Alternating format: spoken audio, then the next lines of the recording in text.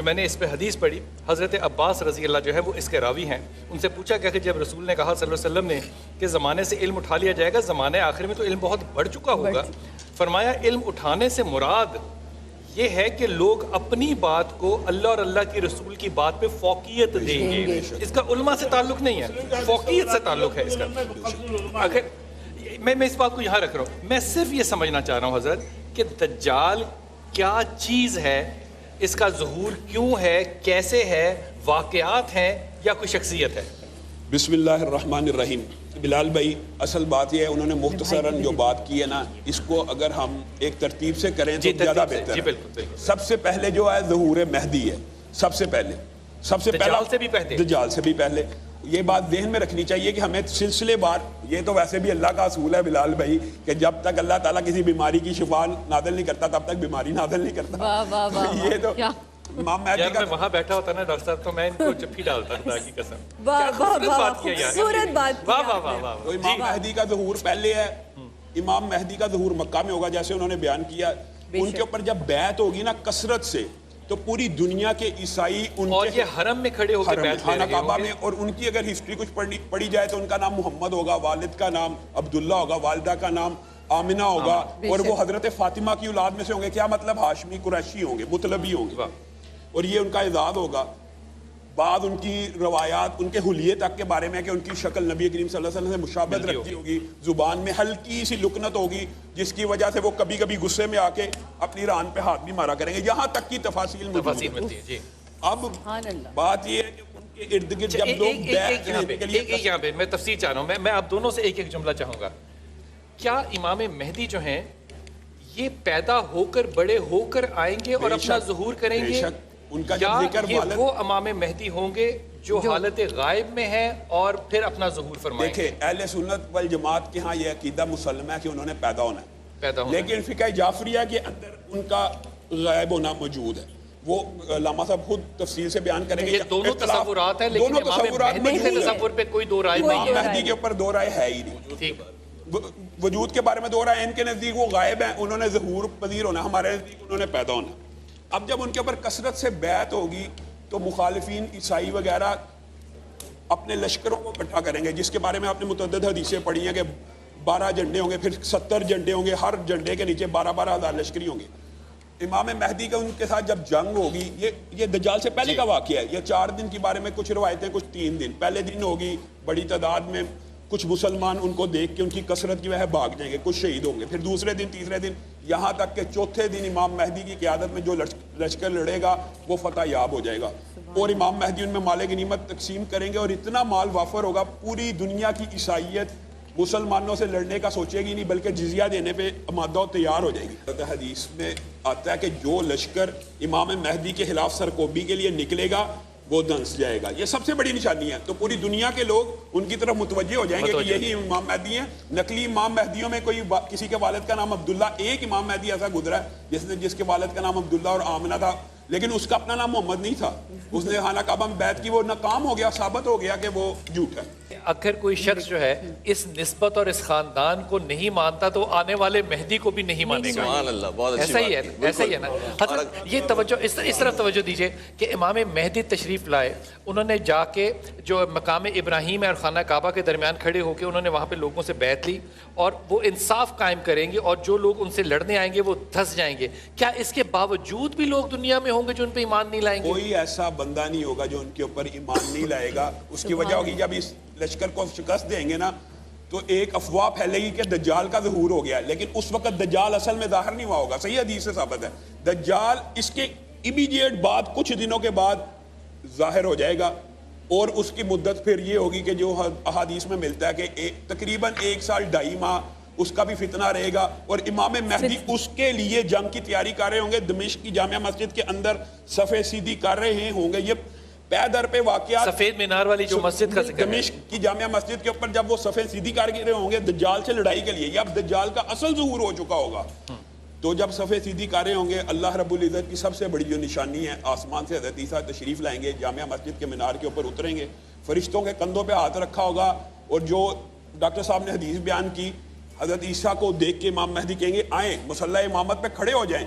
تو حضرت عیسیٰ وہ تریہی الفاظ ادا کریں گے انا امامکم منکم، امام تمہارے درمیان میں سے ہوگا، اگر میں آج امامت کروں تو امت محمدیہ کا سلسلہ بگڑ سکتا ہے، اور حضرت عیسیٰ کو یہ اعزاز حاصل ہے۔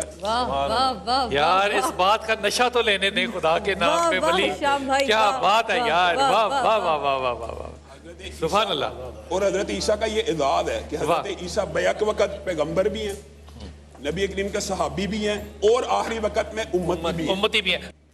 حضور اب آپ کی توجہ دلواتا ہوں، جی جی۔ بہت اہم پتہ کیوں ہے؟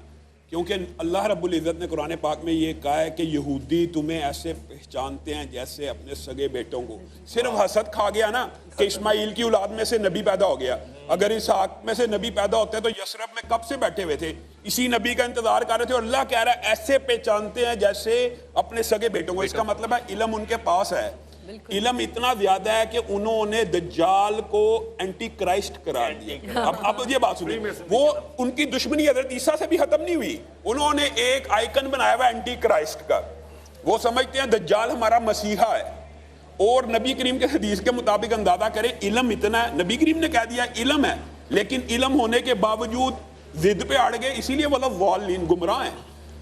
علم اتنا ہے کہ بلال بھائی اپنے اس پورے ایریے میں غرقد بھی درخت بھی لگاتے ہیں کہ جس کے بارے میں نبی کریم نے فرمایا دجال کے لشکر کو جب شکست ہوگی صرف ایک درخت ایسا ہوگا جو یہودی کو چھپائے گا، باقی دنیا کی ہر چیز پکار اٹھے گی کہ تیرے پیچھے یہودی چھپا ہے، اس کو قتل کر دے۔ اب میں آتا ہوں جو دجال کے بارے میں آپ کا سوال ہے کہ دجال انسان ہے، حضرت نوح کی اولاد میں سے یہ اختلاف ہے مفسرین کا کہ وہ حام کی اولاد میں سے ہے کہ یافس کی، یہ بات متفقن علیہ ہے کہ سامی نہیں ہے، سام کی اولاد میں سے نہیں، سامی وہ ہیں جو ہمارے چہرے ہیں، ابراہیمی ہے، جو ابراہیمی ہے، جو ہمارے چہرے ہیں یا گوروں کے چہرے ہیں، حامی وہ ہیں جو کالے چہرے ہیں، اور یافس وہ ہیں جو جاپانی فلپینی وغیرہ، یہ تین ہی دنیا میں چہرے بنیاد میں ایگزسٹ کرتے ہیں۔ اب یہ اختلاف ہے کہ حام کی اولاد میں سے ہے کہ یافس کی اولاد میں سے ہے، جس کی اولاد میں سے بھی ہے اولاد آدم ہے، یہ بات یہ طے ہے، یہ لوگوں کے درمیان جو ڈاکٹر صاحب جس چیز کی طرف اشارہ کر رہے ہیں نا، آج معاشرے میں یہ تھیوری پیش کی جاتی ہے، معاذ اللہ نبی کریم کی حدیث کے سامنے عقل چل سکتی ہے کہ ہو سکتا ہے کوئی نظام ہو۔ ایک صحابی نے ان کو دیکھ لیا، ایک صحابی کیا تھا ان کا؟ تمیمداری ان کو دیکھ کے آ چکے ہیں، عین الیقین ہے، اور حدیث کے اوپر ہمارا ویسے بھی ایمان ہے۔ وہ سفر میں تھے سمندر میں، اور وہ ایک آئلینڈ پہ گئے، وہاں دیکھا اس کو باقاعدہ مل کے ہے، فاطمہ بنت قیس اس کی راوی ہیں، ہاں اس کی گفتگو بھی حدیث میں موجود ہے کہ اس نے پوچھا کہ نشانیاں بتائی کہ اس کے جسم پہ بال ہیں، اور دجال نے ان سے سوال کیا کہ کیا مکہ کے پہاڑوں پہ گھاس اگنا شروع ہو گئی ہے؟ تو تمیم داری نے کہا ابھی تو اتنی نہیں اگتی، لیکن آج کل آپ جائیں نا تو واقعی مکہ کے پتھروں میں سے گھاس اگتی ہے۔ تو وہ کہتا تھا وہ وقت جب گھاس اگنا شروع ہو جائے گی کثرت سے میرا ظہور اس وقت ہوگا۔ تو یہ بات اس میں کوئی بھام نہیں ہونا چاہیے کہ دجال اولاد آدم میں سے ہے اور ایک فتنہ ہے۔ اصل بات یہ ہے دجال کا فتنہ بیان کرنے کا مقصد کیا ہوتا ہے بلال بھائی؟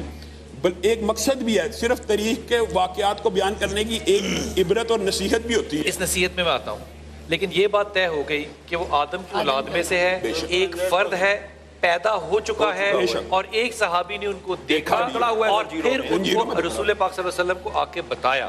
بلال بھائی جو اس کی نشانی ہے اس کے اندر جیسے ڈاکٹر صاحب نے فرمایا مردے کو زندہ کر دے گا، بارش برسائے گا، جنت جہنم میں ڈالے گا سامنے، یہ سارے وہ کتاب ہیں جو ہم خدائی کام سمجھتے ہیں۔ میں بتا رہا ہوں یہ واقعات بیان کرنے کا مقصد کیا ہے؟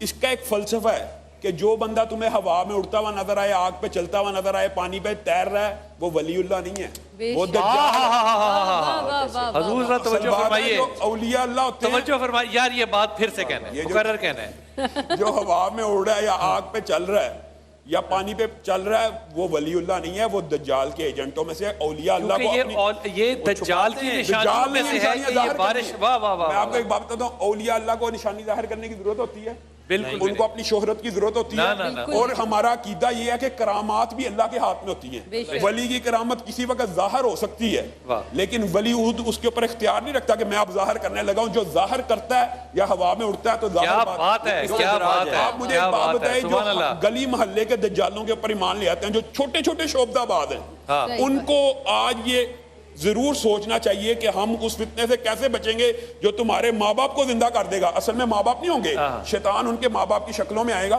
تو اس کے اوپر ایمان تو بڑی آسانی سے لے آئیں گے۔ تو قوم کو اپنا احتساب کرنا چاہیے، یہی اس واقعے کے اندر نصیحت بھی موجود ہے۔ واہ، یہاں پر میں اس کی جو رہائش ہے مدینہ کے ایک کارنر پہ ہوگی، آخری باہر اندر حد داخل سے نہیں ہو باہر، سکتا، مدینہ مدینے کے اندر داخل نہیں ہو سکتا، باہر ہوگی، کنارے پہ ہوگی، بلکہ وہ مسجد النبی کو دیکھ کے کہے گا یہ آخری نبی کا محلہ میں گرا دوں گا، نعوذ باللہ، ایسے زمین ہلے گی، داخل نہیں ہو سکے گا۔ زمین ہلے گی 3 دفعہ، لوگ آئیں گے جو کمزور ایمان والے ہیں وہ اس کی پیروی کریں گے، اس وقت یہ بھی وہیں سے اکثر جائے گا امام صاحب اس کو چیلنج کرنے کے لیے، تم دجال ہو، وہی دجال اس کو جو ہے مومن بندے کو قتل کر دے گا، قتل کر دے گا، ایک مرتبہ کر سکے گا کہ آپ بتاؤ کہ اب میرا ایمان اور میرے نبی پختہ ہو گیا، تو دجال ہو، دجال ہو، دجال ہو، پھر کہتے ہیں کر قتل، پھر نہیں کر سکے گا، گردن لوہے کی۔ رسول پاک صلی اللہ علیہ وسلم کو صحابی کے کہا کہ جب دجال کا زمانہ آئے گا اور وہ میرے بھائی کو قتل کرے گا اور پھر اس کو زندہ کرے گا تو کیا وہ میرا بھائی ہوگا؟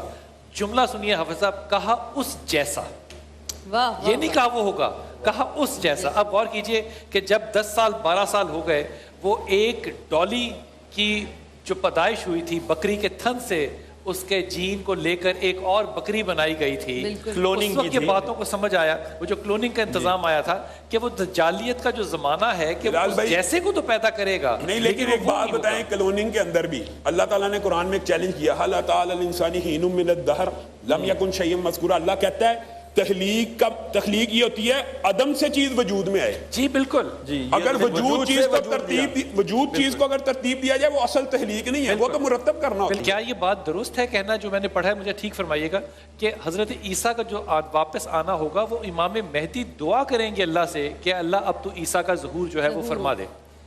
کتب بھائی ایک اس میں اور بھی وجہ ہے کہ اللہ سبحانہ وتعالیٰ نے کہا ہر نفس جو ہے اس کو موت کا ذائقہ چکھنا ہے، جی، تو ایک وجہ یہ بھی ہے کہ حضرت عیسیٰ علیہ السلام کو اٹھا لیا گیا ہے بغیر موت کے، انہوں نے زمین پر آنا ہے اور وہی عمل ہونا ہے جو سب انسانوں کے ساتھ ہوتا ہے، اس کے موت کا ہونا اس وقت کیوں آنا ہے؟ اس لیے امام مہدی تو موجود ہوں گے کیونکہ اس کے ذمہ کام لگائے گئے کچھ اور۔ نبی کریم صلی اللہ علیہ وسلم نے حضرت عیسیٰ کے ظہور کی ساری وجہ بیان کی ہوئی ہے، احادیث ہمارے سامنے ہے تو ہم ایسی ادھر ادھر کی بات اپنے دلائے۔ پہلی بات تو یہ ہے جو انکار عیسیٰ ہے اس کو بھی تھوڑی سی گفتگو ہونی چاہیے 1 منٹ کی، کہ جو نزول عیسیٰ کا انکار کرتے ہیں ان کے لیے قرآن پاک کی ایک آیت ہے وَإِن مِّنْ أَهْلِ الْكِتَابِ إِلَّا لَيُؤْمِنَنَّ بِهِ قَبْلَ مَوْتِهِ، اہل کتاب میں سے امام مہدی کے بارے میں جو انہوں نے کہا نا کچھ لوگ متذبذب اگر ہوں گے تو عیسیٰ کے آنے کے بعد اللہ کہتا ہے اہل کتاب میں سے کوئی ایسا نہیں رہے گا جو عیسیٰ کی موت سے قبل اس کے اوپر ایمان نہ لے آئے، عیسیٰ کے اوپر۔ یہ قرآن پاک کی دلیل ہے۔ اب بتائیں عیسیٰ کے اوپر سارے اہل کتاب ایمان لے کے آئے ہوئے ہیں؟ نہیں، اس کا مطلب عیسیٰ کا آنا ضروری ہے اس آیت کے مفہوم کی تکمیل کے لیے، اس لیے تو ان کا مقدمہ ہی ہر منکرین حدیث کا یہاں سے فارغ ہو جاتا ہے کہ عیسیٰ کا آنا لازمی ہے۔ اور کیوں لازمی ہے؟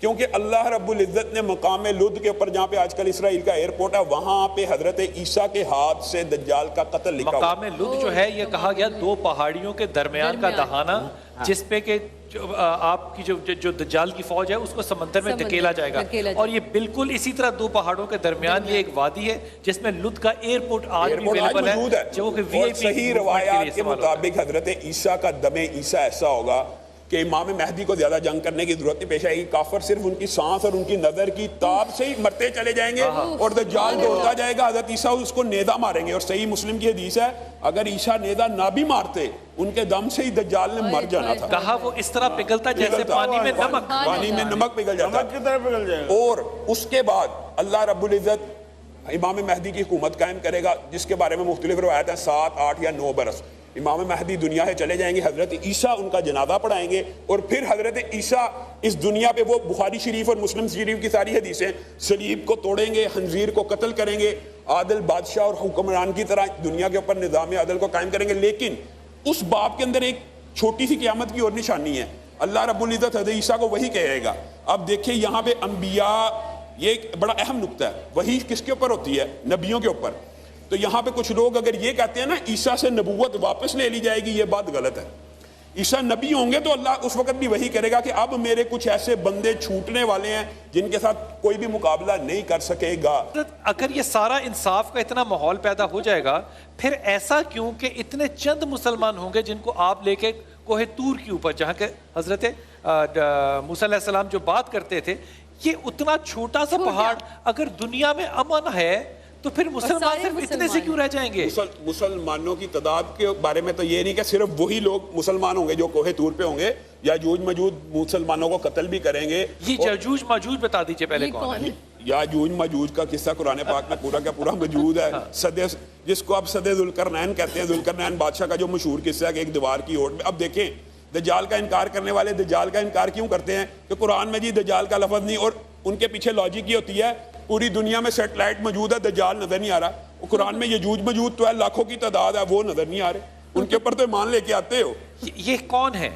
یہ کوئی امت ہے, کوئی قوم ہے؟ ہاں, یہ قرآن پاک میں اس کی تفصیل موجود ہے کہ یہ ایک قوم تھی جس کی قرآن پاک میں جو جہت متعین کی گئی ہے, یہ چین کی بارڈر کے قریب ایک قوم تھی جو لوگوں کے, ان کو حضرت ذوالقرنین نے دیوار بنا کر ان کو پابند سلاسل کر دیا, اور اب یہ اپنی زبان سے اس دیوار کو چاٹ رہے ہیں. اور رسول پاک صلی اللہ علیہ وسلم کے زمانے میں یہ بات آئی کہ آپ نے انگلیوں کو دو جوڑا کہ اتنا وہ چھید کر چکے ہیں. جب تک انشاءاللہ نہیں کہیں گے نکلیں گے نہیں. اور نکلنے کا وقت بھی اللہ نے بتا دیا کہ حضرت عیسیٰ کے دور میں نکلیں گے, پھر اللہ تعالیٰ ایک بیماری پیدا کرے گا. اور یہ نکل کے کیا کریں گے؟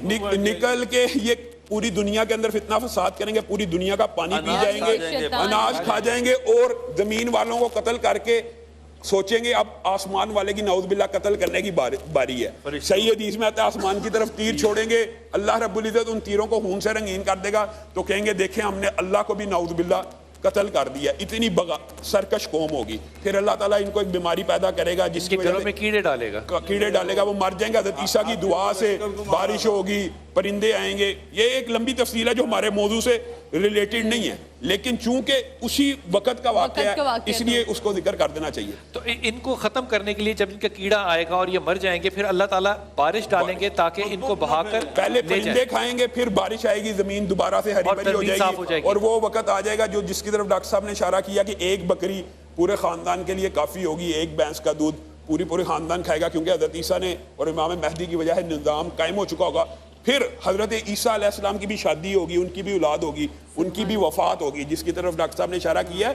عیسیٰ کی دوبارہ دنیا میں بھیجنے کا یہ مقصد بھی ہے کہ کلو نفس ذائقۃ الموت, موت حضرت عیسیٰ نے بھی چکھی. وہیں ہوں گے مدینے میں سرکار کے نبی کریم صلی اللہ علیہ وسلم کے روضے کے اندر دفن ہوں گے, جو جگہ خالی ہے.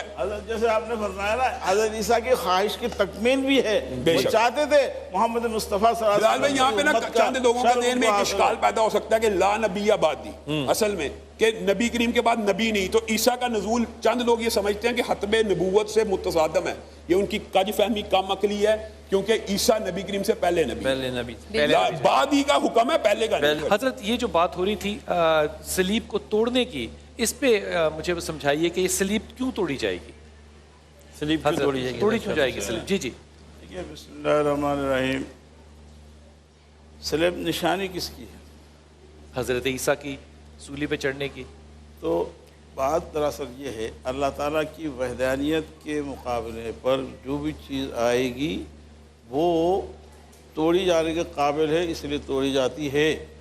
تو وحدانیت کے ساتھ جب شرک کی مماثلت پیدا کرنے کی کوشش کی گئی, اس تصور کو مٹانا, اس باطل خیال کو مٹانا, یوں دوسرے لفظوں میں کہیے شرک کو مٹانا, صلیب کو مٹانے اس کے وجہ بنی. حضرت کیا بات کروں, صلیب کو توڑا اس لیے جائے گا کہ وما قتلوہ یقینا, حضرت عیسیٰ خود اس بات کے اوپر مہر تصدیق ثبت کریں گے کہ پوری زندگی یہ جو بنائی ہوئی ہے تم سمجھتے تھے مجھے قتل کر دیا گیا, میں تمہارے اس باطل نظریے کو آج توڑ دیتا. حضرت میں صرف 2 لائنیں کہوں گا. وہ معزز تھے زمانے میں صاحب قرآن ہو کر, اور تم خوار ہوئے ہو تارک قرآن ہو کر. آج اللہ نے موقع دیا ہے کہ آج ہم دوبارہ قرآن کو پڑھیں, سمجھیں اور اس پر عمل کریں. حافظ جی, میں ہمیشہ یہ دعا کرتا ہوں کہ اللہ تعالیٰ ہمیں ان لوگوں میں سے رکھے جو امام مہدی کو پہچاننے والوں میں سے ہوں. میں انہی کی بات کو آگے بڑھاتا ہوں کہ ماہ رمضان ماہ قرآن ہے, اور انسان کو کسی بندے کے پیچھے یہ نہیں لگنا چاہیے کہ یہ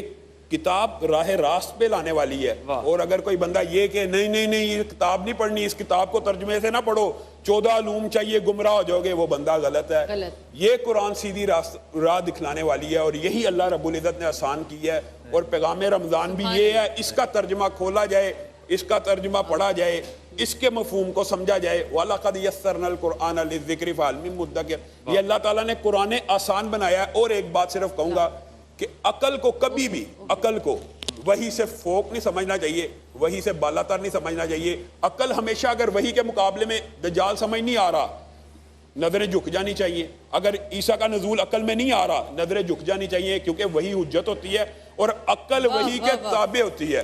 کیونکہ اگر وہی عقل کے تابع ہوتی تو حضرت علی نے کیا کہا تھا, میں مسا کا حکم دیتا پاؤں کے نیچے, کہ پاؤں ہمیشہ نیچے سے گندا ہوتا ہے, لیکن میرے نبی کا حکم اوپر سے صاف کرنے کو کیا بات ہے, واہ واہ واہ واہ واہ واہ, سبحان اللہ. عقل ہمیشہ میری عقل ہوتی تو میں نیچے سے صاف کرتا, اگر میں نے واہ واہ واہ واہ. حجت ہمیشہ کیا ہے, وحی الہی ہے, تو وحی الہی کی حجت کو ہمیشہ ماننا چاہیے, اسی کو